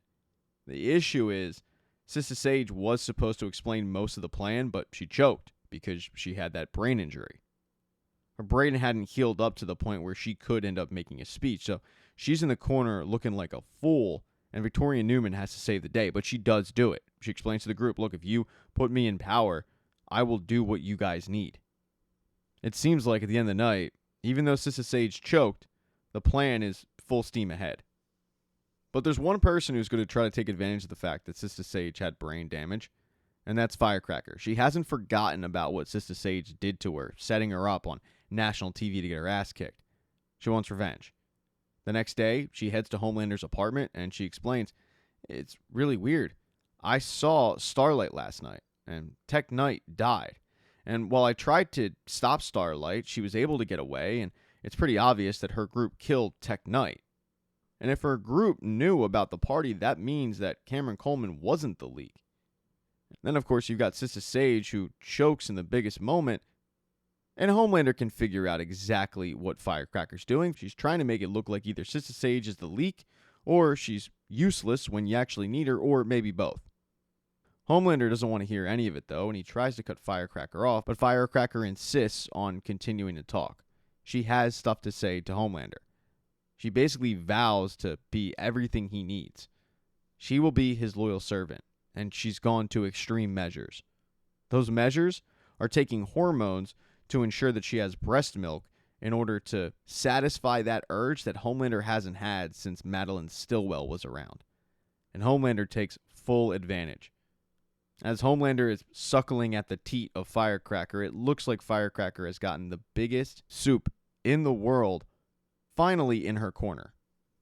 While that's happening in Vought Tower, back at the Flatiron Building, Starlight and Huey meet up to go listen to exactly what was discussed during that meeting, because Huey was able to drop off some of the bugs, and they're pretty floored at everything that Victoria Newman is saying. While listening to it, though, Huey finally breaks down. All the things that went down with his dad and then being kind of tortured a little bit. It's just a lot for Huey, and he admits to Annie, I'm not fine, while he cries. Kimiko, she wasn't there to see any of this. She went back to the prison where the prison guard has to let her know, Kimiko, I don't think your prisoner wants to see you. Kimiko writes a note to the prison guard that just says, I have nowhere else to go. And Mother's Milk, he was being discharged from the hospital. In episode 7, Firecracker's little plan on separating Homelander from Sister Sage works. Because when Sister Sage shows up at Vought Tower for their Brain Trust meeting, which is really just between her and Homelander, she's surprised. Because not only did it start, quote-unquote, early, but Firecracker is there, and so is Ashley, giving them a rundown on everything Vought-related. Once Homelander kicks Ashley out of the meeting, though, Homelander starts to dress Sister Sage down. I mean, after her performance at Tech Knight's place, it's got Homelander thinking that maybe she's not that great. Homelander is also able to find Billy Butcher's bugs that he had Huey plant. So he knows that Billy Butcher probably knows everything they talked about, which means that they still haven't caught the leak. They killed Cameron Cole, but the leak's out there. Who is it? That's Sister Sage's job. And she tells both Homelander, well, she really just tells Homelander. She has no interest in talking to Firecracker. But she tells Homelander that they're continuing to look. It gets to the point where Homelander tells Sister Sage that he and Firecracker will find the leak, which Sister Sage does pull back on, but the decision has been made. And it just so happens that the leak, the A-Train, is outside the door listening in on their conversation, so he gets a little concerned. He decides to follow Sister Sage because the last thing that Homelander said to her was, you just focus on the shooter and make sure he's ready for the 6th. And A-Train has no idea what exactly Homelander was talking about, so he follows Sister Sage, and he sees her pay off a shady character. He takes some pictures of it, and then he hands him over to Mother's Milk at the Flatiron Building. A-Train's convinced that whoever this random guy is going to be the Lee Harvey Oswald. So Mother's Milk tells Huey, Starlight, and Kimiko, look, I say we go pay this guy a visit and see what's going on. And that's when Billy Butcher walks to the door. Now, all they see is Billy Butcher, but Billy, of course, is with Kessler. And Billy has come to tell them about what's going on with Dr. Samir.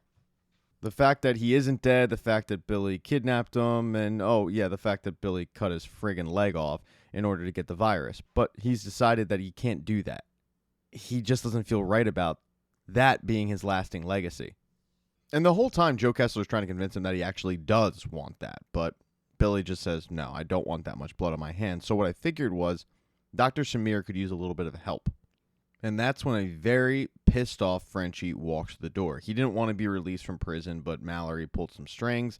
And his role is going to be to help Dr. Samir figure out how to get this virus so it's not as contagious, so that they can kill both Homelander and Newman. After all, if there's one guy that knows how to cook up a concoction, it would be Frenchie. So Mother's Milk tells both Frenchie and Kimiko to go over with Dr. Samir while the rest of them go and pay this shooter a visit. But Mother's Milk, he's not going. After his little stay in the hospital, Mother's Milk's had some time to think, and he's not right for leading the boys, so he gives it right back to Billy Butcher. And there is pushback from a couple people, i.e. Starlight, but Mother's Milk's mind is made up. He's not leading the boys. In fact, he's not even going on this mission. Instead, he's going to talk to Monique. While everybody heads out, he heads over to Monique's and he gives her $10,000 in cash, 2 tickets to Belize, and says, your flights leave tonight. It's not forever, it's just till everything blows over, but I want you guys to be safe.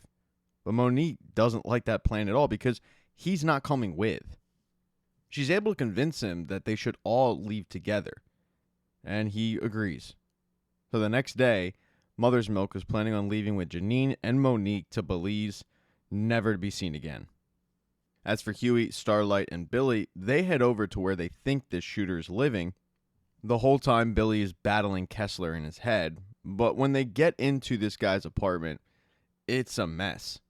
They are, though, able to find plans for January 6th. That's when the president's supposed to be sworn in, and that is when they're going to kill the president. But as they're looking over this Dealey Plaza type scheme, they hear something coming from one of the closets, and they go to investigate. And there's a girl just in there, and she looks like she's in rough shape. She actually recognizes Starlight right away, and they tell her, we're going to help you out, don't worry.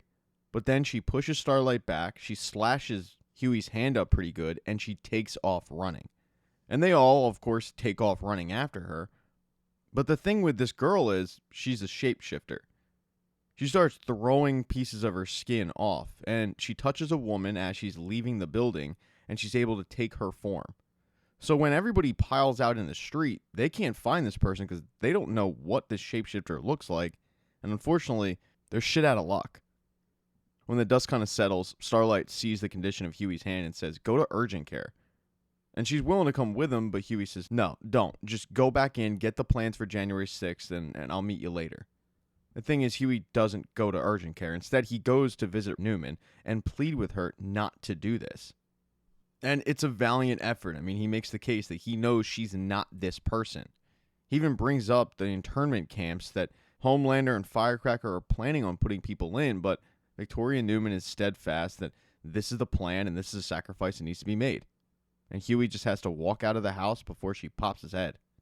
Now, while all of this is happening, you've got Mother's Milk back at his house trying to pack for Belize when he gets a visit from the A-Train.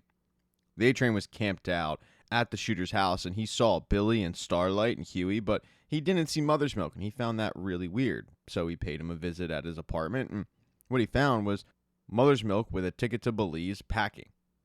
The two immediately get into it about how Mother's Milk is taking the easy way out, and Mother's Milk saying, well, this is what I have to do because this never ends. And that's when the A-Train gives Mother's Milk a harsh reality. That if he thinks he's escaping all this by going to Belize, he's fooling himself. Because they'll find him. They find everybody. And unfortunately, Mother's Milk knows that the A-Train is right, so he puts his bags down, and he figures out how to put an end to all of this. And A-Train desperately wants to put an end to all of it because he knows that eventually the quote-unquote leak is going to be discovered, and Homelander's going to know that it was him. And in fact, as soon as Homelander was done with Sister Sage in the morning, he and Firecracker got to work on trying to find out who the leak is, and they were able to find Webweaver. And they know that Webweaver was kind of a leak. He admits to telling Billy Butcher what he wanted to know, But Web Weaver annoys Homelander, and Homelander, he's got a short temper. He ends up killing the guy. Homelander's Billy Butcher issue, though, is becoming untenable. He needs to do something about it. So he calls in the Deep, and he tells the Deep and Noir, go to the Flatiron Building and put an end to Billy Butcher and his little crew. And the Deep is definitely in the headspace to kill. He had a little bit of a lover's quarrel with his girlfriend. I'm talking about that octopus, and he ended up killing her. Didn't know the Deep had it in him, and you hate to see young love die, but the Deep definitely has violence on his mind. So he, along with the new Noir, go over to the Flatiron Building, and they wait for someone to show up. And after a little bit, in walks Billy and Starlight discussing the case, and they're a little surprised the Deep is there.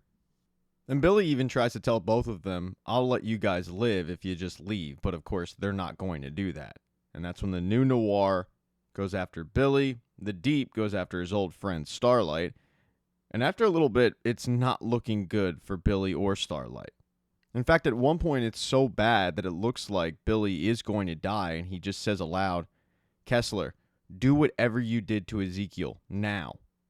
And while Kessler doesn't answer that call, the A-Train does. He runs in, he knocks over the Deep, it gets the new Noir's attention, and it shocks the hell out of Starlight and the Deep for that matter. Because the Deep had no idea that A-Train never liked him. And the Deep can't believe that A-Train was the leak. But with A-Train and Starlight, along with Billy, and Mother's Milk even shows up, they're able to take care of the new Noir and the Deep. They don't kill either of them, though. They just tune them up really, really good. Then they get at the Flatiron Building before more soups show up. When the Deep and the new Noir tell Homelander that A-Train was the leak, he is really, really disappointed. He never had any inkling. And when Sister Sage shows up, he confronts her about it, saying, how did you not know that A-Train was the leak? But she's actually pissed off, because sending over the Deep and the new Noir was never a part of the plan. And in fact, it just screwed over her plan. She tells Homelander that she knew that A-Train was the leak. He was the perfect person to send false information through. But now, after what Homelander and Firecracker have done, that's no more. They're not going to be able to have that advantage. And while logically it all makes sense, Homelander is done. He fires Sister Sage on the spot, which she laughs at, saying, yeah, good luck trying to get your little plan enacted without me. And she walks out. And as she's walking out, she actually passes both the Deep and the new Noir, where they learn that they're Eskimo brothers, because while one was having sex with lobotomized Sister Sage, the new Noir was having sex with the smart Sister Sage. So they have that bonding experience. Of course, at this point, everyone is looking for A-Train. And A-Train, the first thing he did when he left the Flatiron Building was run to Ashley's office to let her know, we got to get out of here, we got to leave. Initially, it did seem like that was the plan, but Ashley says, I can't leave. But she's also not going to rat him out. She's not going to say where he's going. In fact, she actually reminds him as he's leaving, take the tracking chip out of your arm so they can't find you. As for Billy, Mother's Milk, and Starlight, they just headed to a local bar to blow off some steam.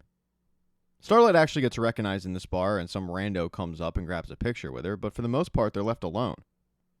When Mother's Milk goes to step outside and call Monique and tell her that they're not going to Belize the next day, it's just Annie and Billy alone, and she asks him, who's Kessler? You kept saying, Kessler, do what you did to Ezekiel. But Billy plays dumb, saying, no, I don't know what you're talking about. After a little while at the bar, though, they all take off, because they get a phone call from Frenchie that things with Dr. Samir did not go the way they planned. They gave Dr. Samir everything he needed, and he, along with Kimiko, just kind of waited for the virus to be ready. And during that time, Kimiko and Frenchie did end up making up. They made each other feel better about their faults of the past. But after a little bit, Dr. Samir said, oh, okay, no, it's ready. You're right, it worked. And then he stabs Kimiko with the virus, and he's able to escape. And Frenchie jumps into action to save Kimiko, but in order to do that, he had to cut her leg off. So he calls everybody over to their location, and now the issue is they have to get the virus out of this chopped up leg, which Billy has the utmost confidence Frenchie will be able to do. When Billy takes off, he heads back out to the bar, where he, along with Joe Kessler, are sitting there drinking, and they're watching a Christmas special with Ryan from Vought. This special is aimed at kids, and the whole message is, if you think your parents are anti-soup, call this number and rat them out. And that never sat well with Ryan. He's had really conflicting feelings. One of the contributing factors to this is a Christmas present that he got from Billy that is just a picture of Billy, his dog, and Ryan's mother. It's had Ryan thinking a lot about family. So as they're filming this special and it's live, Ryan gets up and says, "No, I got to stop this because this isn't cool. What we're talking about, telling on your parents, this isn't what my mother would have wanted." And while his father watches on, Ryan says, "My mother would have always wanted me to tell the truth, which is why." But then he stops himself and says, "I'm sorry," and he walks off. And Billy, watching this go down, looks at Joe Kessler and says, "That's why I have faith in the kid." Unfortunately, then Billy collapses on the ground. Around the same time, Annie meets back up with Huey, and he tells her, "I didn't go to urgent care, I went to Victoria Newman's," and he explains his thinking on it. She doesn't really care. The two end up actually hooking up. It's hot, it's steamy, and it's very satisfying for Stewie. You can see it in his face. But in the middle of the night, Annie wakes up. She gets up out of bed, she goes over to the safe.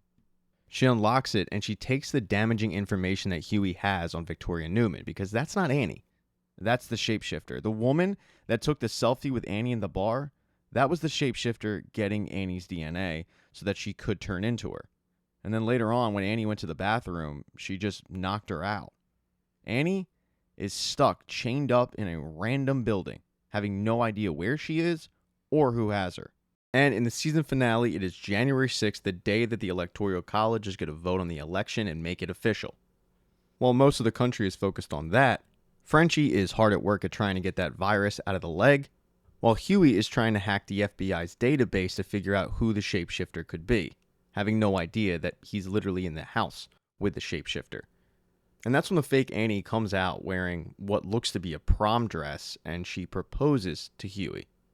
Huey is absolutely elated at this because he had bought Annie a ring. So he goes, he gets it, he puts it on the fake Annie's finger, and it seems like Huey is going to be engaged to Annie. It's official, but little does the guy know he's setting himself up for failure.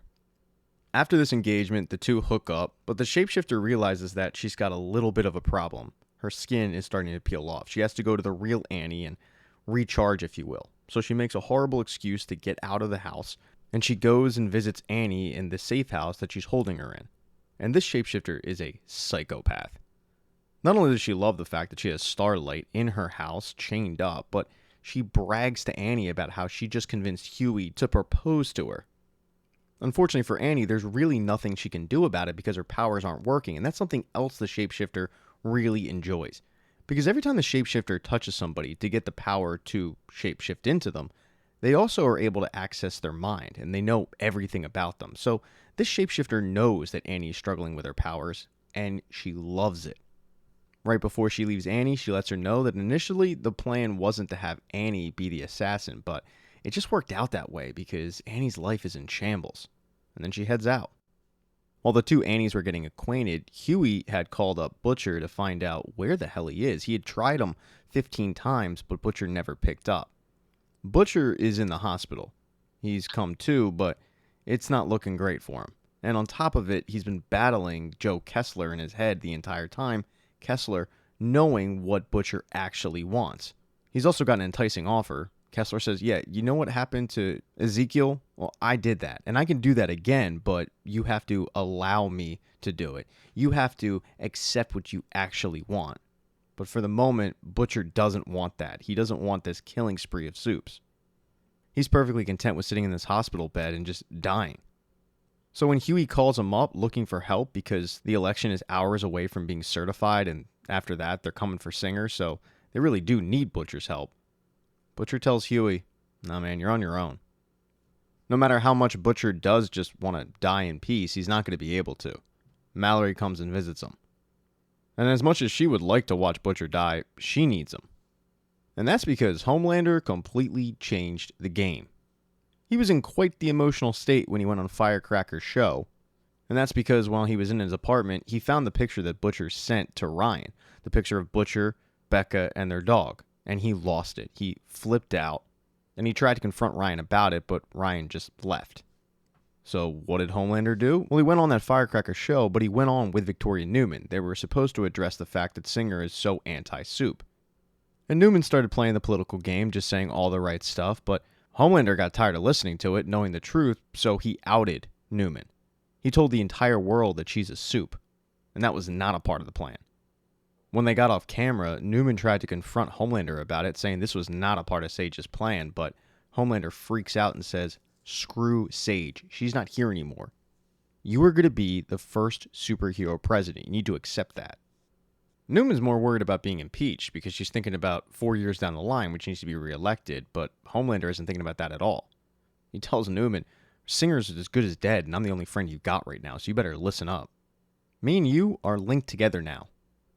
He then leaves the conversation with Newman and goes and grabs Ashley and says, "I need a list of people in the company that have damaging information on me or the Seven, and I need it now, because Homelander is planning on getting rid of those people."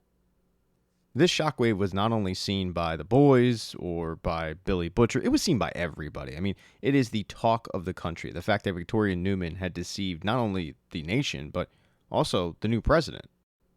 He holds a press conference saying that he wants a new vice president, and the only way she'll be vice president is over his dead body, because he'll be dead after she orders a hit on him. He makes that public.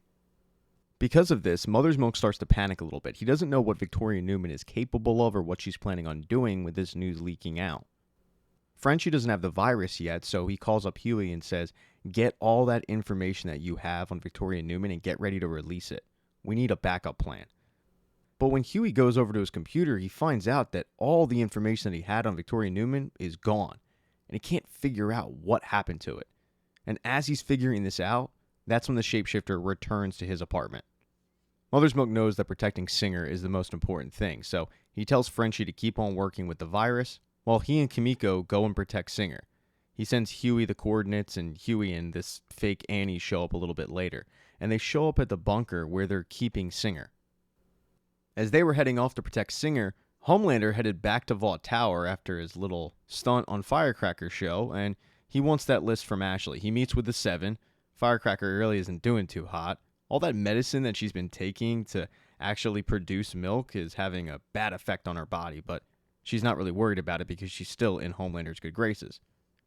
Once Homelander does get that list from Ashley, he kicks Ashley out of the room and he tells everybody there that they need everybody on this list dead.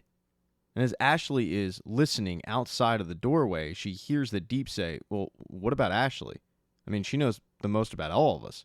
And Homelander says, "Yeah, okay, go ahead, kill her." So Firecracker, the Deep, and New Noir head around Vought Tower and just start killing people on the list because Homelander deemed it so. But the one person they're not able to kill is actually Ashley. Once she heard the Deep say that she should be on the list, she ran to Homelander's apartment and grabbed some Compound V and injected herself with it. No idea what happens to Ashley, but it does look painful as her wig falls off and her head gets really big. Now, somewhere not too far away, Mother's Milk, Kimiko, Huey, and Annie, or the fake Annie, have shown up at this bunker to protect Singer. And the number one thing on Mother's Milk's mind is finding out who this shapeshifter is. Doesn't take too long, though, for Huey to figure out who the shapeshifter is. Once this fake Annie looks at Huey and says, "It's so hot here, it feels like a furnace," it finally clicks for Huey that the person he's been hooking up with, talking to, proposed to, isn't actually his girlfriend. That line, the furnace line, was the thing that the girl said when they opened up the closet back at the house.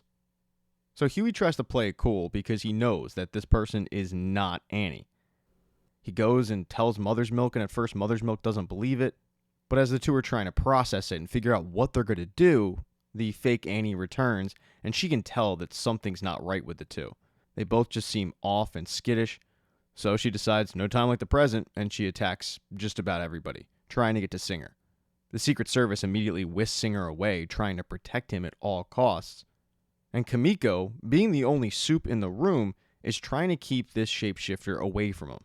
And at first she is able to at least distract her, but the shapeshifter is really powerful, and she ends up snapping Kimiko's neck.